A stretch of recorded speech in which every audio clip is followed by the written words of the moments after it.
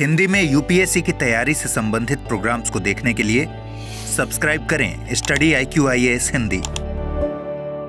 दोस्तों, जेनेटिक्स की दुनिया में किसी पुरुष और महिला को कैसे भिन्न किया जाता है तो वो उनके अंतर्गत पाए जाने वाले गुणसूत्रों के आधार पर होता है। हर मानव के अंतर्गत 46 गुणसूत्र पाए जाते हैं, जिनमें 46 गुणसूत्रों में 44 गुणसूत्र पुरुष और महिलाओं में एक जैसे होते हैं। जो 23वां जोड़ा होता है या 45 और 46वें गुणसूत्र होते हैं, वो निर्धारित करते हैं कि आगे आने वाली कोई भी पीढ़ी वो पुरुष होगी या महिला होगी, नर होगी या मादा होगी, मेल होगा या फीमेल होगा। तो सब जीवों के अंतर्गत इस तरीके से कितने गुणसूत्र हैं? 46 गुणसूत्र हैं, 46 क्रोमोसोम्स हैं। इसी को क्रोमोसोम्स कह दिया जाता है। तो ये 23 जोड़े भी कहा जा सकता है इसको।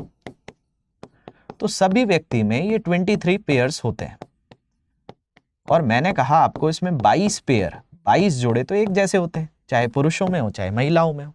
उनको कायिक गुणसूत्र कहा जाता है, ऑटोसोम्स कहा जाता है। और जो 23वां जोड़ा होता है, मतलब 45वां और 46वां, क्योंकि 44 प्लस XX या XY, ये 44 पुरुष और महिला में एक जैसे हैं। और जो 46वां और 45वां भाग है, वही तो निर्धारित कर रहा है कि वो पुरुष होगा या महिला होगी। महिला होगी तो दोनों XX होंगे, जब पुरुष होगा तो XY होंगे। तो आप सोच रहे हैं ठीक है, XY पुरुष होंगे, XX महिला होगी, इससे हमें क्या करना। आप यहां आकार देखिए Y का। Y का आकार छोटा है, X का आकार बड़ा है। यानी महिलाओं के अंतर्गत जो पाए जाते हैं XX, उनका आकार ठीक है। पुरुषों में भी जो X है उसका आकार ठीक है, लेकिन जिस आधार पर पुरुषों को पुरुष कहा जाता है वो तो Y है। और इस Y को लेकर एक अपडेट आया है। क्या अपडेट है? इस अपडेट के अनुसार इकोनॉमिक टाइम्स का एक आर्टिकल है, इसमें क्या कहा जा रहा है कि Y chromosomes are shrinking. New study suggest that sex gene were similar to what happened with spiny rats. यहां पे कहा जा रहा है कि जो Y गुणसूत्र है या Y क्रोमोसोम्स है, जो पुरुषों के अंतर्गत वो उसको पुरुष बनाता है, वो धीरे धीरे श्रिंक होता जा रहा है। आप महिला के आकार और इसका आकार देखोगे तो इसका आकार कम दिख रहा है। तो इसका मतलब क्या है? ये एक समय पर जाकर विलुप्त हो जाएगा।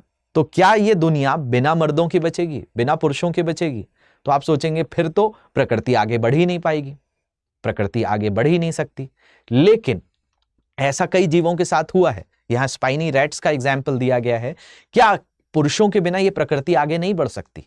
क्या इस प्रकृति में सिर्फ महिलाएं ही हो सकती हैं और महिलाएं आगे क्या किसी को जन्म नहीं दे सकती? तो दे सकती हैं। हमारे पास काफी सारी तकनीक है, जैसे क्लोनिंग की तकनीक है। आज जितनी भी तरीके के प्रजनन की प्रक्रिया होती हैं, उसके लिए प्रकृति में आज तक जितनी भी चीजें हैं, उसमें जो महिला के अंतर्गत कोख है, जो उसका वोम्ब है, जो गर्भाशय है, वहीं पर तो बच्चों 9 महीने तक रहते हैं, गर्भावस्था वहीं होती है। तो पुरुषों के पास जो देने के लिए है वो है आपका शुक्राणु, स्पर्म। लेकिन अगर हम कोई भी कृत्रिम तरीका देख लें, कोई भी आर्टिफिशियल तरीका देख लें, IVF देख लें, सरोगेसी देख लें, ZIFT देख लें, GIFT देख लें, चाहे आप क्लोनिंग का प्रोसेस देख लो, ये सारी चीजों में महिला की कोख की जरूरत होती है। यानी पुरुष के खत्म होने से भी इस प्रकृति खत्म नहीं होगी, क्लोनिंग जैसी विधि आ जाएंगी। तो यानी ऐसा हो सकता है कि जगत में पुरुष रहे ही ना, महिलाएं रह सकती हैं। लेकिन ये ऐसा होगा क्यों? तो इसमें दिक्कत है Y क्रोमोसोम्स की। तो भाई हर जीव जो है, हर जीव के अंतर्गत जब वैज्ञानिकों ने देखा गया तो पता चला कि सभी जीवों के अंतर्गत क्या होती है? कोशिकाएं होती हैं। जैसे मानव के अंतर्गत 37 ट्रिलियन कोशिकाएं हैं, और ये 37 ट्रिलियन कोशिका के अंतर्गत जब आप देखेंगे तो हर कोशिका के अंतर्गत एक केंद्रक होता है। इसी केंद्रक के अंतर्गत क्रोमाटिन नाम का पदार्थ पाया जाता है। इसी के अंतर्गत क्रोमेटिन मिलता है, और इसी क्रोमेटिन के अंतर्गत क्रोमोसोम्स मिलते हैं। और यही क्रोमोसोम को हिंदी में गुणसूत्र कह दिया जाता है। तो यही गुणसूत्र जो है, ये मानवों के अंतर्गत इसका जो पूरा कैलकुलेशन है वो 46 है। और इन्हीं गुणसूत्रों के अंतर्गत DNA पाया जाता है, और DNA में जीन पाया जाता है। तो यही सारी कैरेक्टरिस्टिक्स एक पुरुष और महिला के अंतर्गत जो भी रहती है, वो निर्भर किस पे करती है? गुणसूत्रों पे करती है। गुणसूत्र का अगर संख्या एक कम भी हो जाए, अगर ये 45 हो जाए या ये 47 हो जाए, तो ये तरह की आनुवांशिक बीमारी कहलाती है। और इसमें जो भी जीव होगा, अगर किसी के पास 45 है, ये 45 वाली कंडीशन टर्नर सिंड्रोम में होती है। 47 वाली कंडीशन तो बहुत सारे आपको रोग मिलेंगे, जैसे जेकब सिंड्रोम है, ट्रिपल एक्स सिंड्रोम है, इसी के अंतर्गत क्लाइनफेल्टियर सिंड्रोम है, एडवर्ड सिंड्रोम है, डाउन सिंड्रोम है, पटाउ सिंड्रोम है। ये सारे सिंड्रोम ऐसे होते हैं जब किसी जीव में 46 गुणसूत्र नहीं होते। अगर गुणसूत्रों में संख्या बदली तो वो इंसान तो नपुंसक हो ही जाएगा, साथ साथ उसके अंदर जो सामान्य पुरुष या महिला के गुण हैं वो भी नहीं रहेंगे। लेकिन ये अगर हम सामान्य व्यक्तियों की बात करें, दुनिया में जितने सामान्य लोग हैं, नॉर्मल लोग हैं, उनके अंदर तो 46 क्रोमोसोम्स हैं। लेकिन 46 क्रोमोसोम्स में 44 सबके अंदर पुरुष और महिलाओं के अंतर्गत एक जैसे हैं। बात केवल आ जाती है 23वें जोड़े पर, मतलब 45वें और 46वें पर क्या है।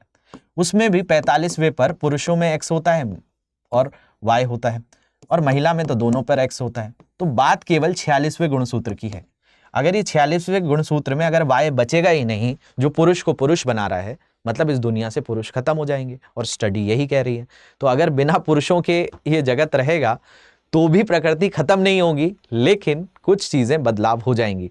तो आप समझ पा रहे होंगे कि वाई क्रोमोसोम्स जो है वो क्या हो रहा है, उसका ऑलरेडी साइज एवोल्यूशन से जब मानव की उत्पत्ति हुई है तब से इसका साइज छोटा होता जा रहा है। और वैज्ञानिक यही बता रहे हैं कि एक समय पर यह वाई पूरी तरह से समाप्त हो जाएगा, और वाई जहां पूरी तरह से समाप्त हुआ तो पुरुषों का अस्तित्व ही दुनिया से समाप्त हो जाएगा। तो इसको अभी और गहराई से समझते हैं, क्या कहा है साइंटिस्ट ने, और भी मैं कुछ चीज़ों को जोड़ूंगा। अभी मैंने कुछ नाम लिए थे, उनके बारे में भी थोड़ा सा मैं आपको बताऊंगा। चलिए आगे बढ़ने से पहले आप लोगों के लिए इन्फॉर्मेशन ये है कि अगर आप यूपीएससी की तैयारी कर रहे हैं और यूपीएससी की तैयारी करने पर आप हम अभी तक हमारे किसी भी बैच का हिस्सा नहीं बन पाए हैं, तो अभी आपके लिए और बहुत सारे फीचर्स के साथ हमारा नया बैच आ रहा है जिसका नाम है प्रतिज्ञा प्लस बैच। इस प्रतिज्ञा प्लस बैच में एनरोल करने पे आपको वीकली टेस्ट देने का मौका मिलेगा। हर संडे एक टेस्ट होगा जिसका रिजल्ट शाम तक आएगा। 2 दिन में इसकी प्राइज मनी भी आपको मिलेगी। 11,000 रुपीज इसकी प्राइज मनी है जो इस बैच के एनरोल्ड स्टूडेंट्स को ही मिलेगी। और ये कब तक मिलेगी? 37 वीक तक हर टेस्ट में ये 11,000 रुपीज आपको मिलेंगे। साथ साथ आपसे जो फीस ली जाएगी वो भी रिफंड कर दी जाएगी। वो फीस भी रिफंड हो जाएगी अगर आपने प्रीलिम्स एग्जाम क्लियर कर लिया। आपको 1 साल की एक्स्ट्रा वैलिडिटी मिल जाएगी, 1-to-1 मेंटोरशिप मिलेगी, लाइव क्लासेस मिलेंगी, सीसेट की क्लासेस मिलेंगी, करंट अफेयर्स प्रोग्राम मिलेगा।